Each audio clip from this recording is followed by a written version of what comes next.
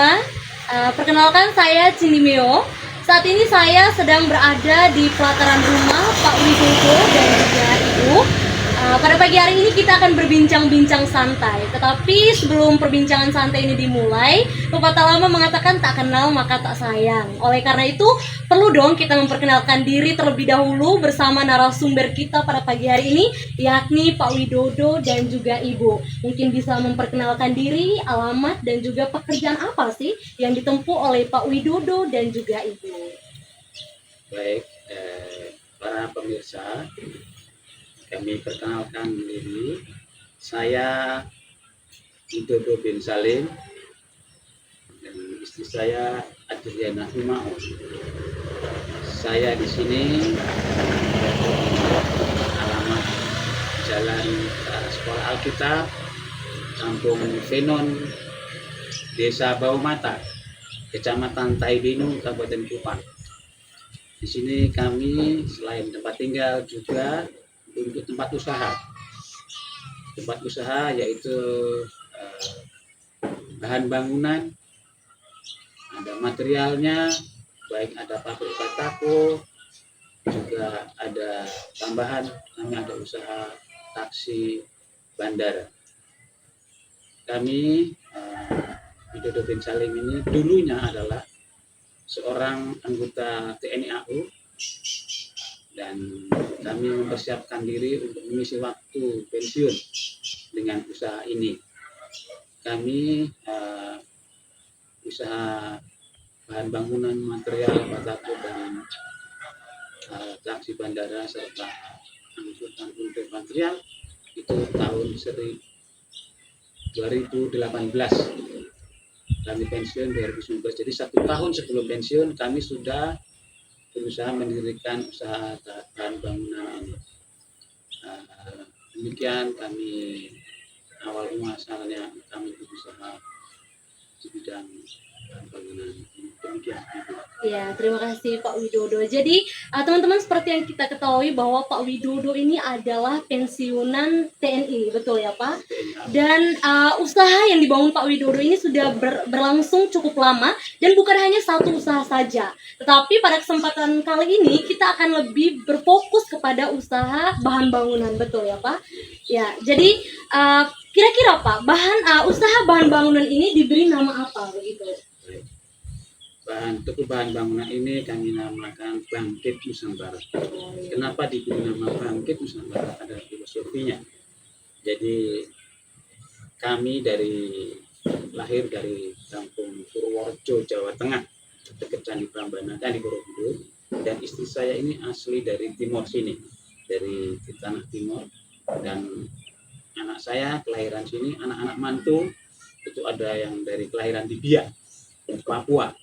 Juga ada yang kelahiran Solo, sehingga anggaplah kami ini rumpun Nusantara, sehingga kami berniat membuat kami punya keluarga itu membuat usaha itu namanya Bangkit Nusantara. Mari kita ini dari berbagai macam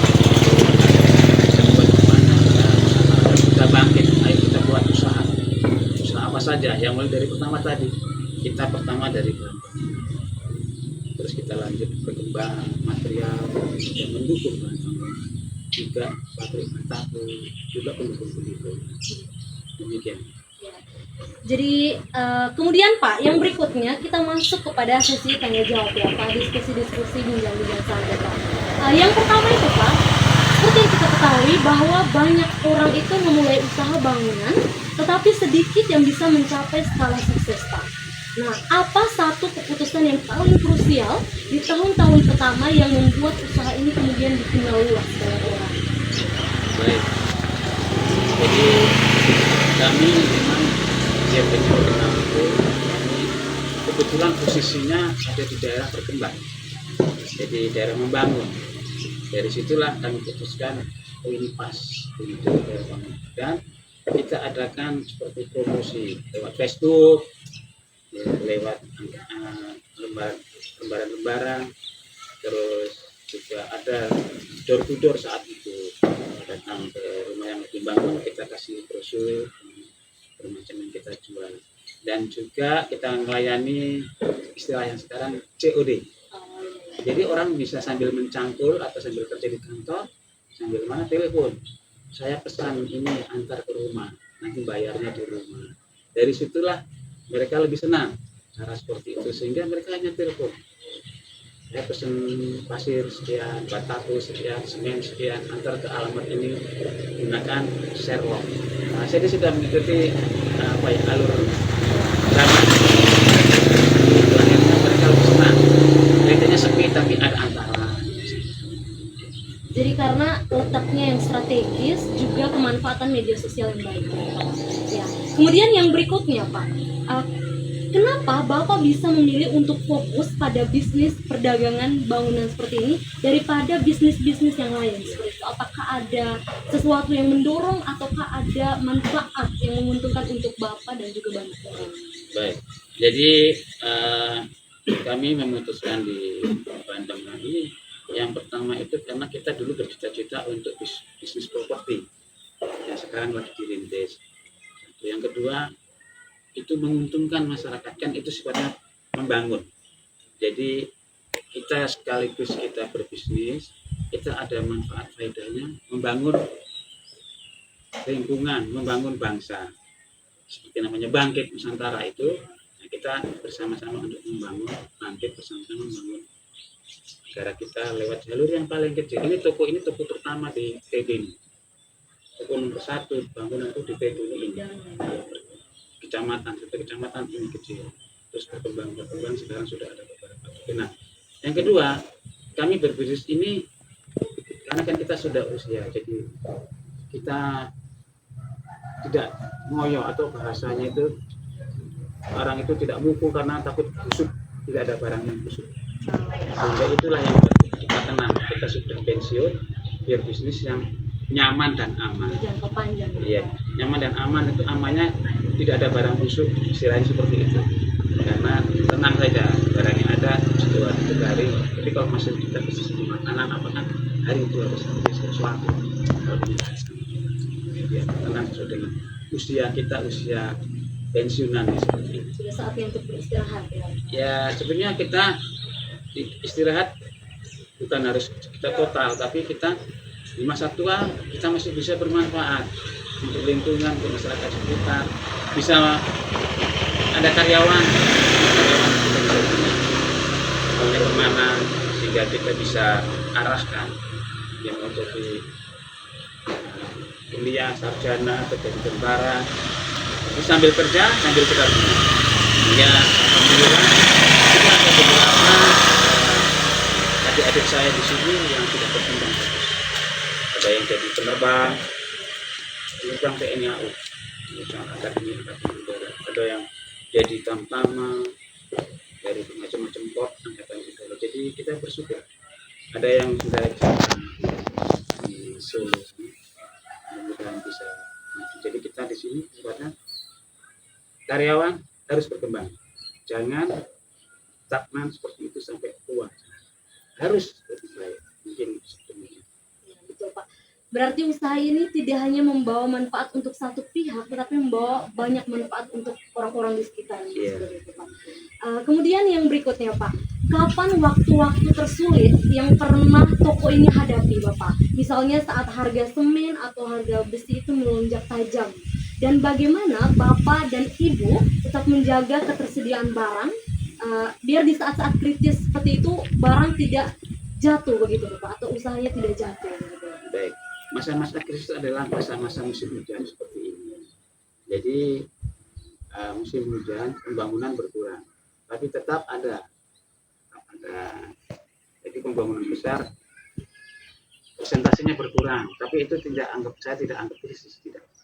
Biasa saja, memang itu sudah demikian musimnya. Jadi kita tetap siap ya, kita melakukan bisnis ya apa adanya, mengalami penurunan ya kita terima, sabar saja, besok pasti akan ada yang datang. Jadi secara krusial hanya di musim-musim penghujan besar, mulai Januari, Februari, paling hanya itu. Nanti kalau April ke sana lagi. Dan juga proyek-proyek pemerintah itu kan belum memulai.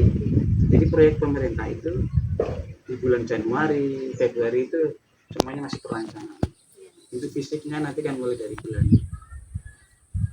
April, Maret, April, Mei sampai ke sana. Mungkin seperti itu. Jadi itu saya anggap itu biasa. Sudah saatnya ada musim hujan dan juga ada program-program pemerintah yang belum terlaksana karena masih awal perencanaan. Kemudian Bapak berikutnya, kalau ya seperti yang kita ketahui bahwa toko-toko bangunan ini biasanya banyak pelanggan yang mengambil barang dalam jumlah besar, tetapi membayarnya secara kredit. Nah, bagaimana Bapak atau Ibu menanggapi strategi dalam mengelola sistem piutang atau bon? Nah kan kita tahu nih Bapak, kalau berbisnis seperti ini, banyak pelanggan itu yang berhutang Bapak. Jadi bagaimana Bapak dan Ibu menanggapi kasus atau memberikan strategi dengan kejadian atau hal-hal yang seperti ini? Ini mungkin ibu yang sering menangani keuangan. Jadi karena masalah keuangan ini keluar masuknya uang apa Dikelola diolah sama itu silakan. Kalau saya untuk menangani utang piutang, kami sudah berkomitmen untuk tidak menangani utang karena untuk sebuah toko mau maju itu utang ditiadakan. Ini sangat membuat beban, bisa stres kalau kita punya. Jadi kami selama ini kalau kami tidak melayani utang, Ya kadang melayani orang meninggal. orang meninggal kami melayani yang kira-kira membutuhkan banget. Kami lihat sebenarnya apakah orang ini memang punya track record yang juga bagaimana, kami juga berpikir seperti itu. Jadi tidak melayani utang kecuali ada bantuan kematian atau yang kita pikir orang ini mungkin jujur atau bagaimana masih keluarga. Jadi Bapak dan Ibu membuat satu komitmen penting bahwa toko bangunan ini tidak akan melayani utang piutang seperti itu. Jadi kita tambahkan dari tadi bahwa kita juga masih adalah melayani utang lihat orangnya dan juga lihat momennya. Kalau orang meninggal, kita di sini sudah terbiasa. Jadi ada orang meninggal dari kampung jauh-jauh sana, dia datang ke sini. Pak, kami tolong siapkan ada orang meninggal satu set, mulai dari besi, satu triplek, terus kayu, semen, pasir, itu kita bantu. Kita truk ke tempat pemakamannya di mana. Nanti setelah hari ketiga itu biasanya mereka datang.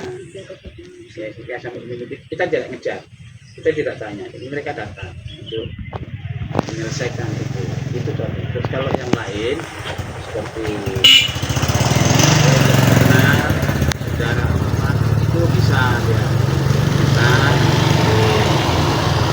COD itu kan kirim barang kan itu kan bayarnya setelah sampai sana. Kadang-kadang dari Flores, dari Singapura, ada dari luar negeri ya. Jadi kita kirim barang mungkin 3-4 hari baru mereka transfer dari Sabtu, dari Flores, dari Malaysia, dari yang Cina itu siapa? Taiwan ada. Jadi mereka dapat dari keluarganya. Makanya mereka bisa langsung. Tolong ini seperti ini. Nanti setelah barang kirim mereka ngirim uang. Itu seperti itu. Jadi mereka juga tenang, kita juga tenang dengan kirim. Tapi paling jarak 1 minggu 3-4 hari baru kita kirim juga kita demikian.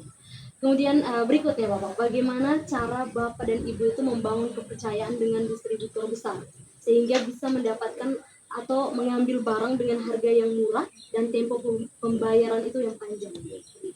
Jadi mereka akan datang ke sini untuk menawarkan barang. Mereka melihat usaha kita sehingga mereka menawarkan, Pak ini bisa bayar 1 hari setelah barang, bisa bayar 1 bulan. Mereka sudah mungkin karena sudah tahu tempatnya, mereka sudah percaya. Dan sampai saat ini ya kita seperti itu. Jadi kita telepon saja kan membangun kepercayaan. Mereka ngirim barang ke kita, langsung barang datang kita cek, baru kita bayar. Atau ada perjanjian 1 bulan, mereka bilang sudah terbiasa ini yang 1 bulan, ini yang 1 hari, ini yang langsung. Ya kita bangun kepercayaan sesuai dengan apa yang kita janjikan kepada mereka, dan mereka juga ada perjanjian sama kita laksanakan sehingga kita apapun yang kita butuhkan mereka melayani. Betul Pak. Dan kita tahu nih Bapak bahwa usaha Bapak ini dibantu oleh beberapa karyawan. Dan kita tahu juga bahwa Bapak adalah seorang mantan prajurit TNI Angkatan Udara ya Pak, betul? Dan Bapak sebagai seorang prajurit TNI Angkatan Udara itu memiliki kedisiplinan. Dimana kita tahu bahwa kedisiplinan itu adalah harga mati ya Pak. Dan bagaimana Bapak mentransformasikan budaya disiplin militer ke dalam proses karyawan Bapak sehingga berjalan dengan lancar, disiplin, dan terarah seperti itu. Baik, jadi memang kami militer sudah terdidik disiplin, jujur, tertib, dan kami terapkan ke karyawan kami seperti itu. Cuman bukan berarti kalau selama ini militer itu keras, tidak. Kami tetap ada sedikit perlu bimbingan dengan cara yang baik, cara yang kemanusiaan. Ya, kita tetap bisa pakai seperti itu. Disiplin, ya kita kalau tidak ada melanggar, kita sampaikan bahwa kamu salah, kita bimbing jangan diulang lagi. Dengan cara kita yang ya lembut, mereka menerima dengan baik, dan mereka bisa tidak mengulang lagi hal yang salah. Mungkin gitu. Oke Pak, kemudian yang berikutnya bagaimana Bapak ketika dulu masih menjadi seorang TNI Angkatan Udara yang masih aktif membagi waktu antara kerja dinas yang tidak bisa ditinggalkan dengan toko yang juga tidak bisa ditinggalkan. Mungkin bisa dari perspektif Bapak dan juga bisa dari perspektif Ibu sebagai pendamping Bapak sehari-hari. Ya, jadi betul sekali bahwa dengan adanya kita dulu kan 1 tahun sebelumnya itu kita mempersiapkan perlu pemikiran yang lebih fokus baik kantor maupun toko. Tapi saya punya pendamping yang hebat sehingga pendamping inilah yang juga sepenuhnya menangani ini, menangani toko, masalah keuangan, masalah hanya kalau yang sifatnya harus saya, mereka juga menyampaikan saya untuk berkoordinasi dengan mana yang urusan koordinasi saya turun kira-kira tentang. Mungkin dari itu silakan yang untuk masalah pada saat saya masih aktif tapi fokus juga. Iya Mbak, jadi pada saat suami saya masih aktif, kami juga sebagai istri juga berorganisasi, jadi aktif juga. Nah yang paling mengganggu kami, ya karyawan, kita saling percaya dan karyawan kita supaya mereka bisa megang, dan kita juga tetap ngecek, jadi nggak terlalu nggak terlalu fokus untuk ini harus bikin, kami santai. Memang awal-awal pertama itu bukan rugi ya, pengeluaran dulu Mbak. Jadi belum ada keuntungan tahun-tahun pertama itu. Kita niatnya membantu orang. Tahun pertama benar ya Pak ya, belum ada keuntungan. Ya sedikit kita lah. membayar ke karyawan dulu. Tahun-tahun pertama karena itu masih sepi toh. Sepi. Jadi kita suka-dukanya seperti kehidupan itu. Karyawan juga penghasilan itu belum lama-lama berkembang. Nah, insya Allah kita sabar, niat yang baik, niat yang lurus, dapat hasilnya setahun kemudian insya Allah. Berjalan ya Pak. Berjalan. Proses itu lama. Ya, biar dikenal itu tahun itu antara kita buka biaya karyawan sama untuk perkembangan hasil toko itu ya masih sama-sama 50-50 sehingga kita yang penting kita bersabar lama-lama dengan terus ada usaha tambahan atau ada usaha ini dari situ kita bisa ada lebih lah. Oke, teman-teman. Jadi berikutnya Pak dan Ibu, apa pesan Pak dan Ibu untuk anak-anak muda atau teman-teman muda di luar sana yang ingin membangun usaha yang baru dimulai dari nol? Dan seperti yang kita ketahui bahwa Bapak dan Ibu ketika membangun usaha ini ada suka duka yang dilewati, tidak semena-mena langsung sukses seperti itu, tetapi dimulai dari nol melalui suka duka yang begitu panjang. Apalagi kita tahu bahwa Pak Widodo dan juga Ibu adalah orang yang sibuk, tidak hanya harus mengurus satu kegiatan tetapi mengurus banyak kegiatan. Nah, menariknya ini ketika Bapak dan Ibu bisa memberikan pesan untuk anak-anak muda yang akan membangun usaha dan dimulai dari nol.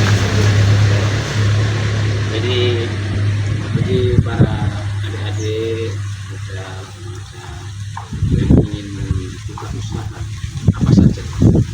Pertama yang perencanaan, yang selanjutnya adalah memperkenalkan perencanaan itu, baru kita buka pilih mana yang pas. Setelah kita buka itu kan kita harus sabar, tekun, dan jangan lupa minta petunjuk bimbingan sama Allah, karena Dia yang menentukan semua rezeki itu. Selanjutnya kita harus fokus pada bidang yang sudah kita geluti tadi. Insya Allah kita bisa berkembang dan hasilnya jangan buru-buru dihabiskan. Jadi kalau kita ada keuntungan hari itu 100, kita gunakan 50 dulu, yang 50 untuk masa depan atau untuk pengembangan usaha itu. Nah, insya Allah kita akan bisa berkembang dengan baik. Dan sekali lagi tetap kita harus fokus, tekun, wujudkan, melangkah. Setelah kita ada perencanaan yang bagus, kita putuskan dan kita segera berbuat, melangkah, jangan hanya bermimpi saja. Kita langkah saja, terus kita berbuat, mulai hati-hati antara pengeluaran dan pemasukan, kita betul-betul kita hitung dan kita usahakan bisa menabung untuk perkembangan usaha berikutnya. Demikian untuk adik-adik kami. Selamat mencoba, selamat bermimpi, selamat berjuang.